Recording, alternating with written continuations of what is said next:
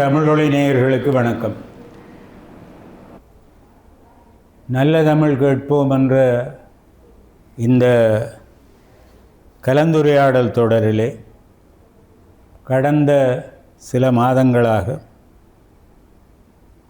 நாங்கள் தமிழருடைய பண்பாடு, வாழ்வியல் சார்ந்த விஷயங்களை பற்றி கலந்துரையாடி வந்திருக்கிறோம். அதன் இந்த கலந்துரையாடல் தொடரிலே இந்த சில மாதங்களாக நாங்கள் கலந்துரையாடிய விஷயங்கள் மண்கமழும் தமிழ் என்று அதற்கு உபதலைப்பு தந்திருந்தோம். அதாவது கற்றறிந்த அறிவார்ந்த பெரியோர்கள் படைத்த இலக்கியங்களை பற்றி முன்பு உரையாடியிருந்தாலும் இப்பொழுது நாட்டுப்புறத்து பாமர மக்கள், அடிநிலை மக்கள், அவர்கள் செய்கிற தொழில் சார்ந்து அவர்கள் பாடுகிற பாடல்கள் கூட்டாக, அந்த பாடல்கள் எப்படி ஒரு இலக்கிய அந்தஸ்தை பெறுகின்றன, எப்படி அது வாழ்வியலோடு பின்னி பிணைந்து இருக்கின்றன என்பதை நாங்கள் ஒவ்வொரு முறையும் நடந்த கலந்துரையாடலில் கோடி காட்டி இருக்கிறோம். இன்றைக்கு நாங்கள் தொழிற்பாடல்களை பார்க்கலாம். வெவ்வேறு தொழில் செய்கிற மக்கள்,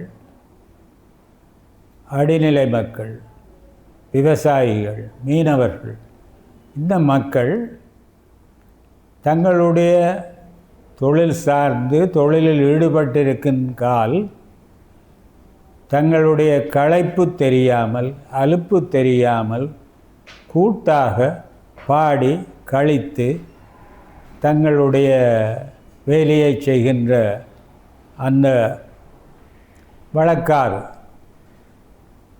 இந்த உரையாடல்களே மிக தெளிவாக புலப்பட்டிருக்கும், கேட்டிருப்பீர்கள் என்று நம்புகிறோம். இன்றைக்கு இந்த தொழில் சார்ந்த சில பாடல்களை பார்க்கலாம் என்று இருக்கிறோம். முதலிலே விவசாய தொழில், அந்த தொழில் சார்ந்து அதிலே வெவ்வேறு கட்டங்கள் இருக்கும். வயலை உழுதல், விதைத்தல், நீர்ப்பாய்ச்சுதல், பயிர் வளர்ந்த பிறகு அரிவு வெட்டுதல், சூடு வைத்தல், பிறகு தூற்றி, காற்றுள்ள போதே தூற்றுதல் என்ற முறையில் தூற்றி தானியத்தை சேர்த்து வண்டில் களத்திலிருந்து வீடுகளுக்கு ஏற்றி செல்லுதல் முதலிய படிநிலை தாண்டி இந்த விவசாய தொழில் சார்ந்த பாடல்களை பார்க்கலாம்.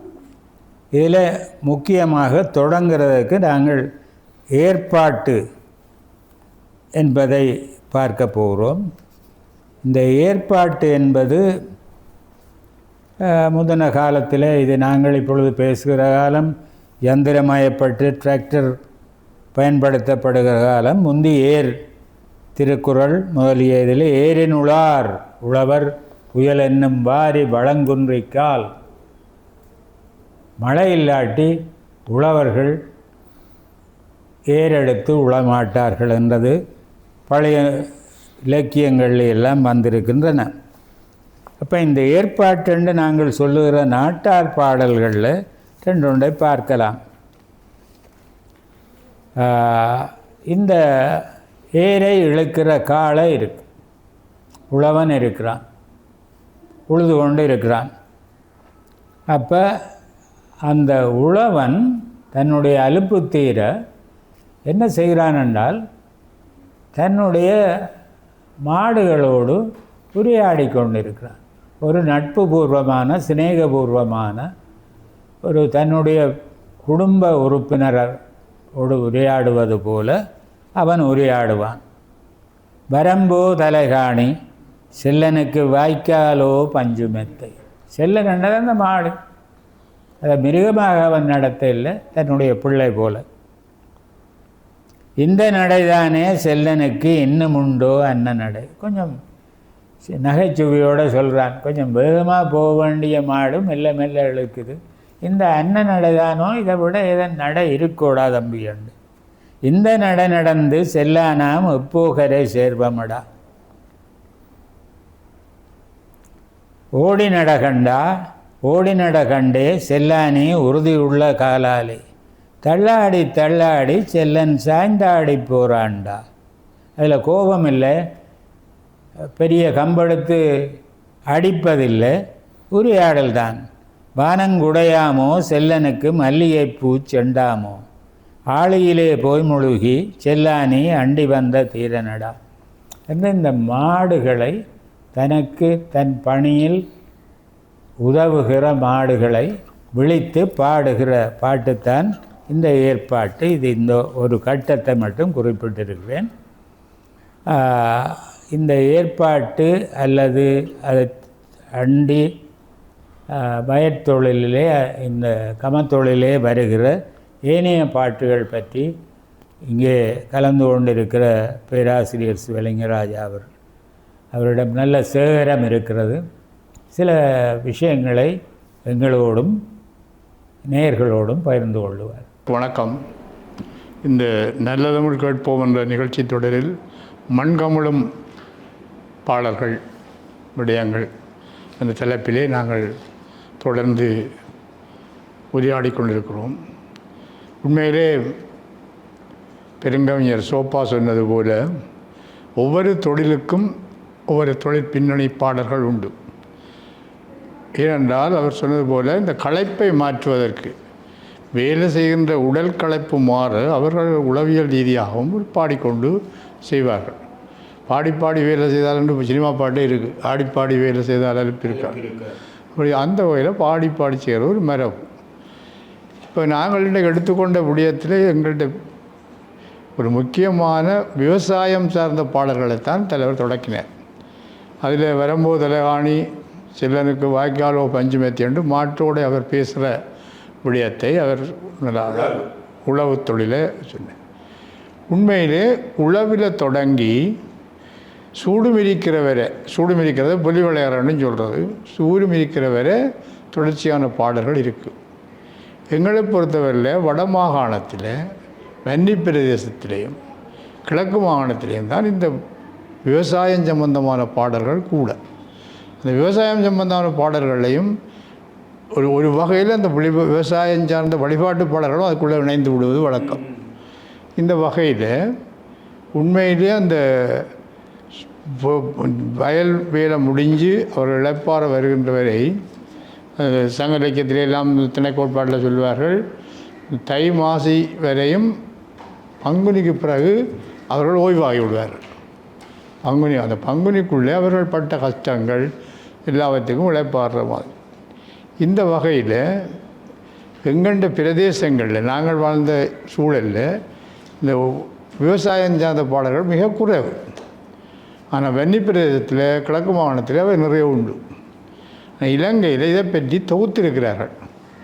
இந்த நாட்டுப்புற பாடல்களை தொகுத்தவர்கள் விவேக் நடராஜா போன்ற வித்யானந்தம் போன்றவர்கள் தொகுத்த பாடல்களில் இந்த விவசாயத்தோடு சார்ந்த பாடல்கள் இடம்பெற்றுள்ளன. ஆனால் எங்களோட பிரதேசத்தை பொறுத்த வரையில் நாங்கள் சிறுவர்களாக இருக்கிற பொழுது இந்த அருவி வெற்ற நேரம் பாடுற பாட்டுகள் பெண்கள் சேர்ந்து பாடியது நினைவு உண்டு. ஆனால் எனக்கு உண்மையிலே உடனே சொல்லக்கூடியதாக இல்லை. அது மாதிரி நாற்று நடைக்கையும் பாட்டு பாடுற வழக்கம். நாற்று நடைக்குள்ளேயும் பெண்கள் சந்தோஷமாக அதுக்குள்ளே பேசி பறைஞ்சு தங்களுடைய கஷ்டங்கள் நட்டங்களை சொல்லி பேசி பறவார். சூடு மிதிக்க வந்தால் போல அப்போ சூடு மிதிக்கிறது என்பதை பொலி விளையாடுறன்னு சொல்கிறது. ஆளுக்கு நல்லா அடி போட்டு உண்டாலும் சொல்லுவாங்க, ஆளுக்கு நல்லா பொலி விளைஞ்சு விடணும்ட்டு.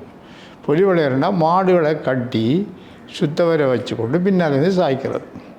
சாய்ச்சா அதுக்குள்ளே வைக்கல போட்டு அதில் ஒரு தடி வச்சு தட்டுவார். அந்த தடிக்கு வேலாரன் காம்பவுண்டு தான் பேர்.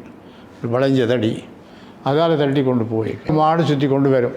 மாடு சுற்றி கொண்டு வரைக்க பின்னால் இப்போ நாங்கள் சின்ன பிள்ளைகள் கேட்க எங்களுக்கு அது ஒரு விளையாட்டு போய் மாட்டுக்கு பின்னால் பாடி அப்போ இந்த களக்கட்டைன்னு சொல்கிற அந்த முதலாவது கட்டையில் கட்டிக்கிற மாட்டு கஷ்டம்.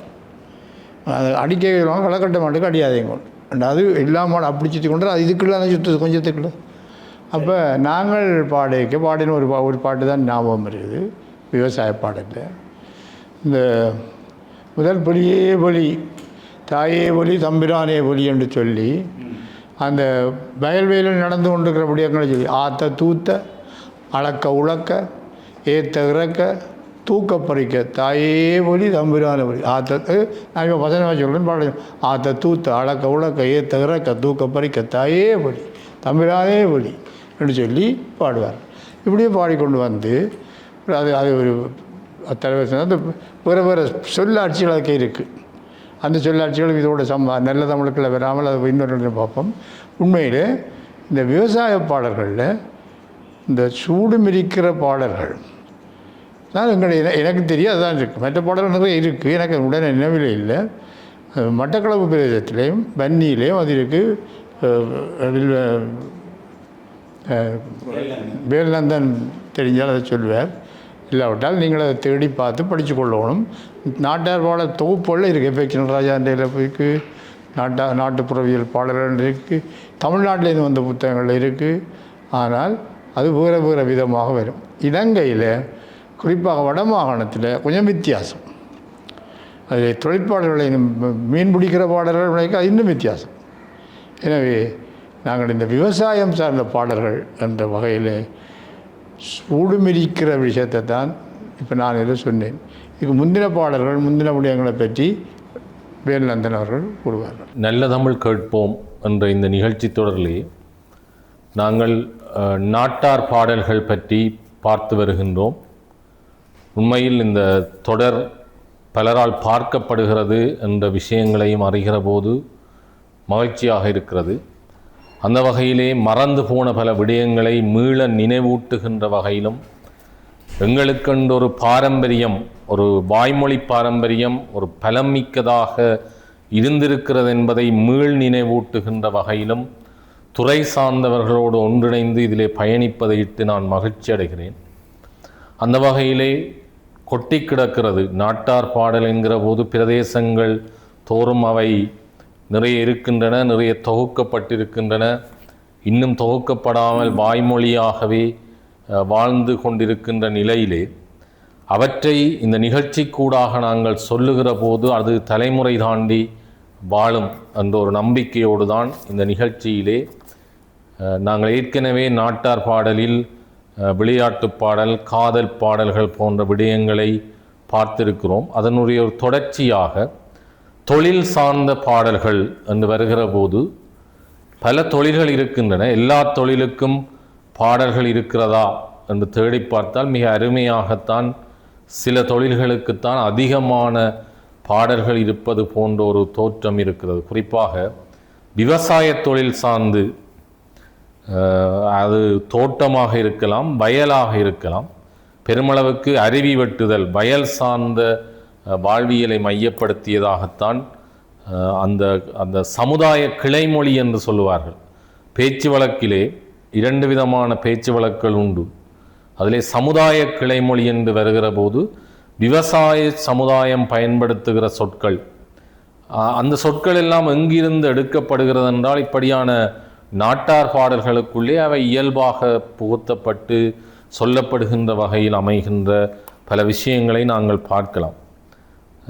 அந்த வகையில்தான் நான் நினைக்கிறேன் பாட நூல்களில் கூட சில பாடல்கள் இருக்கிறது. குறிப்பாக பட்டி பெருக வேணும் தம்பிரானே, பாட்பானை பொங்க வேணும் தம்பிரானே என்று தொடங்குகிற பாடல் ஏர் கலப்பை என்று அது நீளுகிறது. அப்போ அந்த பட்டி பாட்பானை என்று வருகிற அந்த சொற்கள் பட்டி, ஏர், கலப்பை இன்றைய தலைமுறையைச் சேர்ந்தவர்களுக்கு இவற்றுக்கு இடையிலான வேறுபாடுகள் கூட தெரிவதில்லை. ஏனென்றால் விவசாயம் செய்து வாழ்ந்த ஒரு வாழ்வியல் ஒரு காலத்தில் இருந்தது. இன்றைக்கு அப்படியான வாழ்வியல்கள் மிக குறைந்து வருகிறது. அப்போ பட்டி பெருக வேணும் தம்பிராணி, தம்பிராணி என்கிற போது அது சிவபெருமானை குறிக்கிற ஒரு மறுசொல்லாகத்தான் அங்கே கையாளப்படுகிறது. ஒரு நம்பிக்கை, கடவுளை வணங்கி, இயற்கையையும் வணங்கி, கடவுளையும் வணங்கி தொழுது இந்த வாழ்வு சிறக்க வேண்டும் என்று நினைந்து பாடப்படுகிற பாடல்களாக, அது எல்லோருக்கும் பயன்பட வேண்டும். அந்த மனம், அந்த விவசாயினுடைய மனம் என்பது தனக்காக அல்ல. பட்டி ஏன் பெருக வேண்டும், பாட்பானை பொங்க வேண்டும் என்றால் எல்லோரும் வாழ வேண்டும் என்று அவர் அதை முடிக்கிற போது அந்த எல்லோருக்குமான வேண்டுதலாக அந்த பாடல்களின் மனவிரிவை நாங்கள் பார்த்து மகிழலாம். அதே போல இன்னும் ஒரு பாடல் இருக்கிறது. இது அருவிவட்டு பாடல் சார்ந்த ஒரு பாடல். ஆற்றோடு ஆற்று நீர் அலைந்து வருமால் போல், அதன் பிறகு புள்ளினங்கள் தொடர்ந்து வருமாற்போல், சேற்றோடு வெள்ளம் தெளிந்து வருமால் போல், செங்கால் நாராயினம் மேய்ந்து வருமாற்போல், சினந்தருவி வெட்டும் இளந்தாரி மாறை கண்ணூறு வராமல் காரும் ஐயனாரே என்று வருகிற பாடல். அந்த உவமைகளை பாருங்கள். அந்த உவமைகளை அடுக்கி சொல்லி, ஆற்றோடு ஆற்று நீர் அலைந்து வருமாற்போல், அந்த அருவி வெட்டுகிற போது அதுக்கென்று சில பண்பாடுகள் இருக்குது. அந்த கத்தியை வைத்துக்கொண்டு ஒரு நீட்டுக்கு அருவி வெட்டுகிற போது எல்லோரும் ஒரே அளவான தூரங்களிலே சென்று கொண்டிருப்பார்கள். அது எப்படி இருக்கும் என்றால், ஆற்றோடு ஆற்று நீர் அலைந்து வருவதைப் போல இருக்கும். அப்படி அருவி வெட்டுகிற அந்த இளந்தாரி என்ற ஒரு சொல்லை இங்கே அற்புதமாக அவர் கையாளுகிறார். அதை விட இங்கே காரும் ஐயனாரே. அப்போ அங்கே ஒரு கிராமிய வழிபாட்டு நம்பிக்கை, ஒரு ஐயனார் வழிபாடு என்பது ஒரு விவசாய வாழ்வியலோடு இணைத்து பேசப்படுகிற விடயமாக அங்கே இருக்கிறது. அதை தொடர்ந்து அவர் வருகிற போது இந்த மாவிலங்கம் பிடி, மட்டு அருவாள் என்று சொல்லி அந்த அந்த செய்கிற பொருட்களை எல்லாம் அங்கே இணைத்து பேசி நாவூறு படாமல் காரும் ஐயனாரே என்கிறார். இந்த கண்ணூறு படுதல், நாவூறு படுதல் என்று வருகிற இரண்டு கிராமிய வாழ்வியல் நம்பிக்கைகளை எடுத்து வந்து ஒரு விவசாய வாழ்வியல் பாடலுக்குள்ளே இணைத்து வைத்து சொல்லியிருக்கிற சிறப்பு என்பது சிறப்புக்குரிய ஒன்றாக இருக்கிறது. இப்படி பல பாடல்களை சொல்லலாம். விவசாயம் என்பது எங்களுடைய மண்ணை பொறுத்தவரை நாங்கள் பிரதானமாக இந்த நெல் அறுவடையை சொல்கிறோம். இந்த மலையகத்தை பொறுத்தவரை கூட அது ஒரு தொழிற்பாடல், ஒரு விவசாயமாக நாங்கள் அதை செய்தால், அங்கே தேயிலை தோட்டங்களிலே வாழுகிற மலையகத்தை சேர்ந்தவர்கள் அங்கே தேயிலை பறிப்பதை தங்களுக்கான ஒரு தொழிற்கோலமாக கொண்டு அது சார்ந்த பல பாடல்களை கூட தந்திருக்கிறார்கள். அப்படி பல பாடல்கள், மலையக நாட்டார் பாடல்கள் என்ற தொகுப்பு முயற்சிகள் இருக்கிறது. அவற்றுக்குள்ளால் கூட நாங்கள் அவற்றை பார்க்கக்கூடியதாக இருக்கும் என்று நான் நம்புகிறேன். அந்த வகையிலே இதே போல இந்த துலா மிதிக்கிற பாடல், துலா மிதித்தல் என்பது கூட விவசாய வாழ்வியலே முக்கியமானது. இன்றைக்கு உள்ள தலைமுறைக்கு அது விளங்காது. துலா மிதித்தல், ஒரு முனையில் ஒருவர் நிற்பார், இன்னொரு முனையில் ஒருவர் நிற்பார். இப்படி மேலே போய் கீழே வருகின்ற இந்த மிஷின், இன்றைய இந்த விஷயங்கள் இல்லாத காலத்தில் தண்ணீரை இறைத்து வெளியில் விடுவதற்கு மனித உழைப்பை நம்பி வாழ்ந்த காலத்தின் ஒரு பண்பாடு, ஒரு பேலன்ஸ், ஒரு சமநிலை வாழ்வியலின் வெளிப்பாடு. எந்த பயமும் இல்லாமல் அவர்கள் துலாவில் ஏறி நடப்பார்கள். அப்படி நடக்கிற போது அந்த பயம் தெரியக்கூடாது என்பதற்காகவும் கூட அந்த பாடல், இப்படி ஒரு பாடல் எங்கள் மண்ணிலே வேறு பாடல்களும் இருக்கலாம். தோளா துவளாதே நமக்கிப்ப சோறு வரும் நேரம், கஞ்சா துவளாதே நமக்கிப்போ கஞ்சி வரும் நேரம், மின்னே ஓடும் தோளா உனக்கு என்னடா தேவை, ஓடையிலே போற ஒசந்த கொண்ட காரி, சாலையிலே போற அவ சாஞ்ச கொண்ட காரி, சாஞ்ச கொண்ட காரி அந்த தையலுமோ வந்தா எனக்கு சம்மதம்தான் அண்ணே என்று இந்த துலா மிதிக்கிற போது கூட வேறு சிந்தனைகளை, தனக்கு விருப்பமான வாழ்வியல் சார்ந்த சிந்தனைகளில் ஈடுபடுகிற போது இந்த அபாயம் தெரியாது என்பதற்காக அப்படி பாடுகின்ற தன்மை கொண்ட பாடல்களும் இருக்கிறது. எனவே சார் சொன்னதைப் போல விவசாய வாழ்வியலின் ஒவ்வொரு அம்சங்களிலுமே பாடல்கள் இருக்கிறது. பொலி என்ற பாடல்கள், களம் பாடுகிற பாடல்கள், நாற்று நடுகிற பாடல்கள் என்று விவசாய வாழ்வியல் சார்ந்து சொல்ல பல பாடல்கள் பிரதேசங்கள் தோறும் இருக்கிறது. அவற்றில் சிலவற்றை நாங்கள் உங்களோடு இந்த கணத்திலே பகிர்ந்து கொண்டிருக்கிறோம். உண்மையில் இதை கேட்கிற போது உங்களுக்கு ஒரு தேடல் வர வேண்டும். இப்படியான பாடல்கள் இருக்கிறதா, எங்களது பிரதேசத்தில் என்ன பாடல் இருக்க முடியும் என்ற தேடலோடு நீங்கள் பயணிப்பீர்களாக இருந்தால் நாட்டார் பாடல்கள் அற்புதமான பல அனுபவங்களை உங்களுக்கு தரும் என்று சொல்லி இந்த சுற்று கருத்தை நான் நிறைவு செய்து கொள்கிறேன். நன்றி, வணக்கம். நன்றி வேல்நந்தன். நீங்கள் புதிய புதிய செய்திகள், முக்கியமாக துலா மிதிக்கிறது, சில பேர் துலா ஓடுறது என்று சொல்கிறது. ஒருவர் கிணற்றின் மிதிகல்லில் நின்று பட்டை கோலி தண்ணீரை கோலி இருக்கு. இந்த மனித வலுகண்டு பல தெளிவாக சொன்னீங்கள். இந்த இயந்திர சாதனங்கள் உபயோகத்துக்கு வராத காலத்தில் மனித வலுவை எப்படி இவர்கள் பயன்படுத்தி இந்த சுகமாக செய்தார்கள். இன்னொன்றை நான் சொல்ல வேணும், இந்த கூட்டு வாழ்க்கை, கூட்டுறவு வாழ்க்கை எப்படி அயல், இனம், சனம் என்பவற்றுக்கிட்டே இருந்தது என்பதை. ஒரு கிணற்றடி இருக்கும். அது யாழ்ப்பாணம் போன்ற இடத்து விவசாயத்தை சொன்னீர்களானால், இங்கால உரும்புராய், ஊரொழு, புன்னாலக்கட்டுவன் அப்படி பார்த்து கொண்டு கீரிமலையை நோக்கி போனால் அங்கே தண்ணீர் மிக ஆழத்தில் தான் இருக்கும். செம்பாட்டு மண், நல்ல விவசாயத்துக்கேற்ற மண், சிறு காய்கறிகள், சிறுதானியங்கள் முதலியவைக்கு கேட்டது. பெரும்பாலும் இந்த நான் சொல்லுகிற பிரதேசத்தில் நெற்செய்கை இல்லை. அது அங்கால தென்மராட்சி பக்கத்தில் தீபகத்தில் இருக்குது. இதில் இந்த ஏற்றமுறைக்கிறது, இது ஏற்றமுறைக்கிறது என்று இலக்கியம் சொல்லும். ஏற்ற நீர்ப்பாட்டின் செய்யினிலும் என்று பாரதி சொல்லுவான். அப்போ இதில் துலா ஓடி நான் 2 பேர் துலா மிதிக்கிறது பார்த்துருக்குறேன். சில வேளை சிறுபேரிட்டால் 3 பேரும் ஓடுவார்கள். அது ஒரு நீங்கள் சொன்ன மாதிரி மிகவும் அவதானமாக செய்ய வேண்டும். இல்லாட்டி துலாவில் இருந்து சறுக்கி விழுந்து காயப்பட நேரும். அதை அலுப்பு தெரியாமல் அவர்கள் பாடி பாடி ஏற்றமுறைப்பார்கள் அல்லது கிணறைப்பார்கள் பயிருக்கு. இன்னொன்று நான் சொல்ல வேணும், நீங்கள் இந்த பொலிப்பாட்டு பற்றி சொல்லி, இந்த பொலி என்றால் ஒரு கிட்டத்தட்ட வழிபாட்டோடு, கிராமிய வழிபாட்டோடு சார்த்தித்தான் நாங்கள் அதை பார்க்கிறோம். பயிர் விளைந்து பொலிய வேணும், நிறைய வந்து சேர வேணும். அதாவது நெற்பயிர் ரெண்டு வைத்த வேண்டாம், எல்லாம் பொலிய வேணும். பொலிஞ்சால் அதை கடகத்தில், நாளியில், இதுகளில் இதன் சேர்த்து அதுக்கு முன்பு இந்த முக்காலி மாதிரி தடிகளில் கட்டி உயரத்தில் நின்று தூற்றுவார். காற்று, அதான் காற்றுள்ள போதே தூற்றி கொள்ளணும். காற்றை பார்த்து தூற்றி கீழே வந்து கொண்டிருக்கும். இந்த வேளையில் என்னுடைய அவதானிப்பில் வழிபாடு சார்ந்தும் ஒரு சுபிட்சத்தை அவாவியும் இவர்கள் இந்த பொலி பொலி என்று பாடுவார்கள். பொலிப்பாட்டில் ஒன்று, கணபதியே கரிமுகனே பொலி பொலி, கந்தருக்கு மூத்தோனே பொலி பொலி பொலியோ, பேழை வயிற்றோனே பொலி பொலி, பெருச்சாளி வாகனனே பொலி பொலி பொலியோ. இது வித்யானந்தன் அவர்கள் தொகுத்த பொலிப்பாட்டில் இருக்குது. இதில் வழிபாடு சார்ந்தது என்று சொன்னேன். கணபதியை கும்பிடலாம், அம்பாளை கும்பிடலாம்.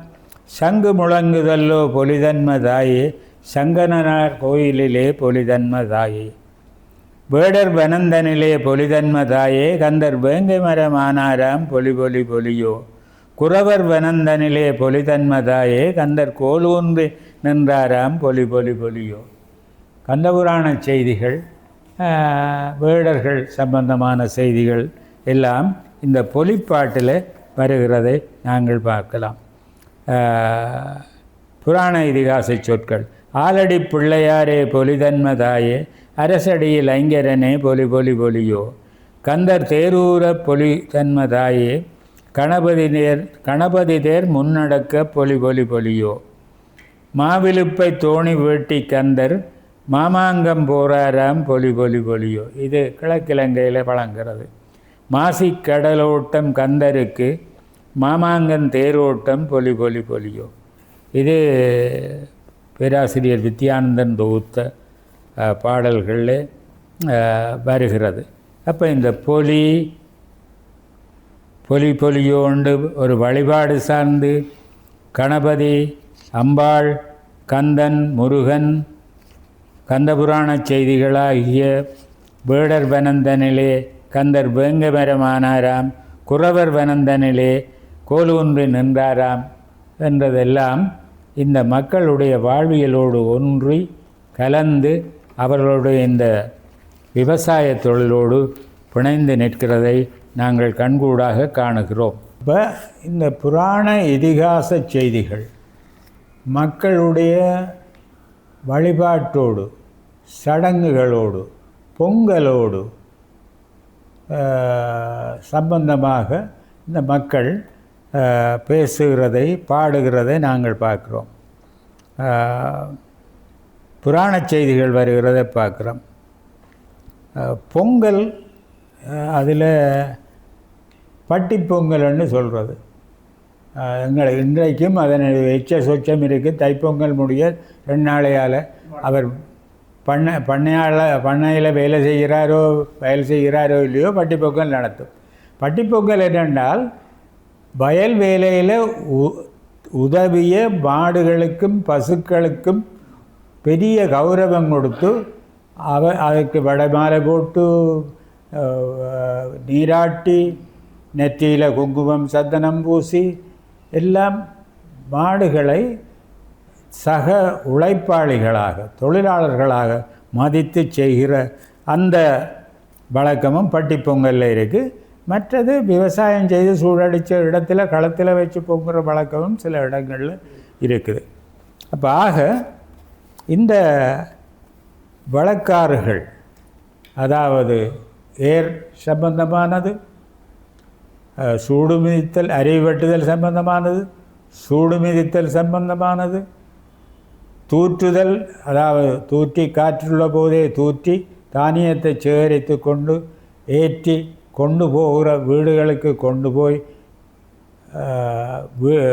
பொங்கலை எதிர்கொள்ளுகிற இந்த நிகழ்ச்சியெல்லாம் சங்கிலி தொடராக விவசாயிகளுடைய வாழ்வியலோடு, விவசாய வாழ்வு எப்படி மக்கள் வாழ்வாக இருந்தது, மலர்ந்தது என்பதை காட்டுகின்றன என்பதை கூறி இந்த உரையாடலை இத்தரதியில் நிறைவு செய்து அடுத்த உரையாடலில் ஏனைய தொழில், முக்கியமாக மீனவர்களுடைய பாடல்களை பார்க்கலாம். பங்கு பற்றியவர்களுக்கும் கேட்டிருந்த நேயர்களுக்கும் நன்றி, வணக்கம்.